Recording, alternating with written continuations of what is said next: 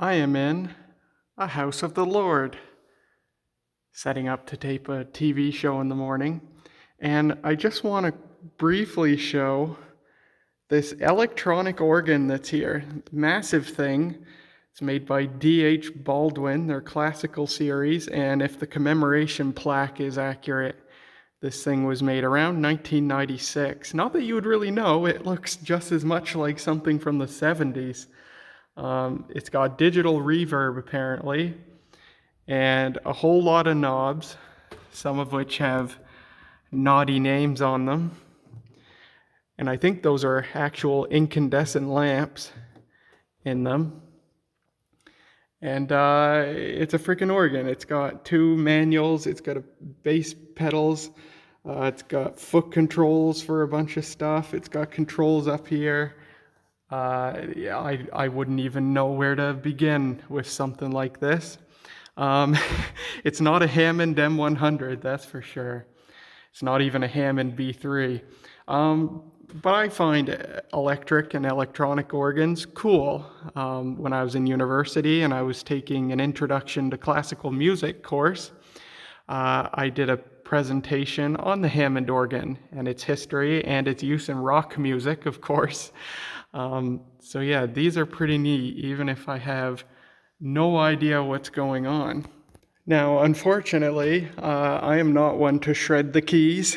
In fact, I have no instrumental talent at all, even though I wish I did. I just don't have the patience to learn, I don't think. But I can give you some basic, some basic chords here.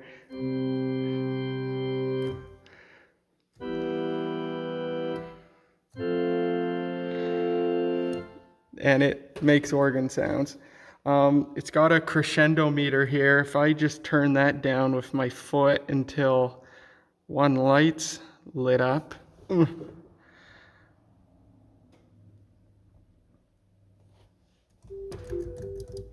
It brings you down to basically the bass, what sounds like an approximation of a sine wave.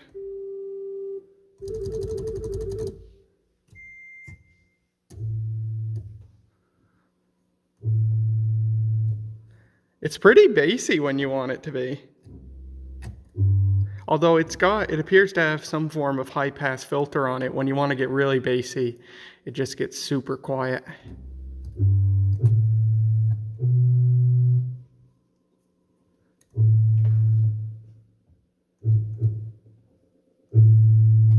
Oh, there we go. Ooh, I can feel that. Then of course the bass pedals.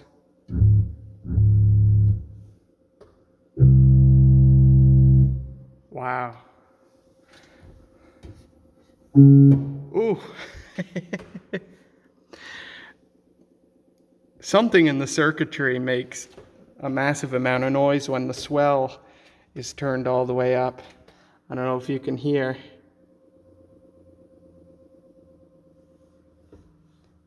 Yeah, could be old, could be capacitors, or it just could be the way the circuitry was designed.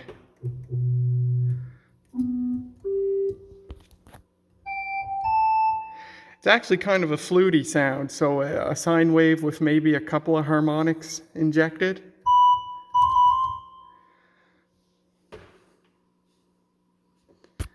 And if I go down to nothing on crescendo, I think I can introduce harmonics, or the individual waveforms with the knobs. Settle down there, sailor. Ooh, settle way down.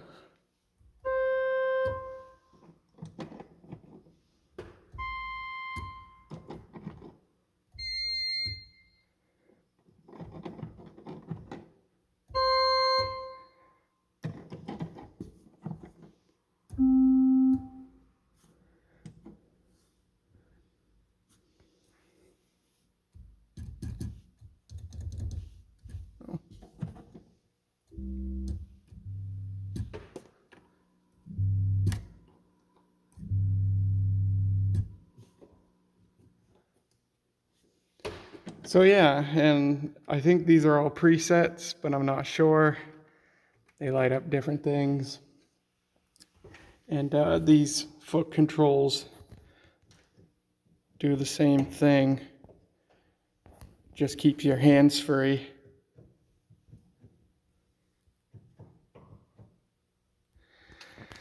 I know nothing about this, but it's pretty cool. The back is open. I'll show you the circuitry inside.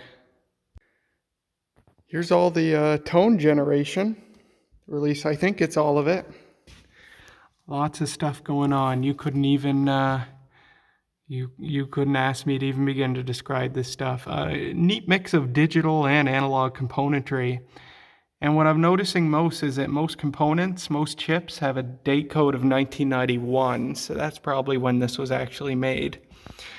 But there's some 7400 series logic. There's 4000 series logic. Lots of op amps. This is probably the power supply board right here. Lots of fuses. Oh, look at those power resistors. Ooh, they're warm too. Wow. Giant transformer. Amazing. There's all the knobs there. And it's kind of funny how old-fashioned some of this circuitry is. I mean, you look at these axial capacitors that look like something, it really looks like something out of the 70s. It's all single layer boards, really neatly laid out. Oh, it's got a NiCad battery on it, if you can believe it. Huh. Okay. I don't know what that would need to save. I guess the presets on those push buttons. Wow. And then here's the speakers, big speakers. Look at that. Look at the magnet on that boy. The speakers have their own transformers. It's got tweeters too, by the looks of it. Ooh, and is this, this might be a subwoofer? It's got these ports right here. Wow. What a neat piece of equipment. I mean, an electronic organ like this, it's just a synthesizer. It's a synthesizer that way less people are scared of. Pretty neat. The beginning is now and ever shall be, world without end. Amen. Florence is with us today to read the second lesson. The second lesson is written in the Gospel according to St. Mark, the 16th chapter, beginning at the 14th verse. Jesus appeared unto the 11 as they sat at meat, and upbraided them with their unbelief and hardness of heart, because they believed not them which had seen him after he was risen. And he said unto them, Go ye into all the world, and preach the gospel to every creature. He that believeth and is baptized shall be saved, but he that believeth not shall be condemned. And these signs shall follow them that believe. In my name shall they cast out evil spirits. They shall speak with new tongues. They shall take up serpents. And if they drink any deadly thing, it shall not hurt them. They shall lay hands on the sick, and they shall recover. So then, after the Lord had spoken unto them, he was received up into heaven, and sat on the right hand of God. And they went forth and preached everywhere, the Lord working with them, and confirming the word with signs following. Here ends the second lesson.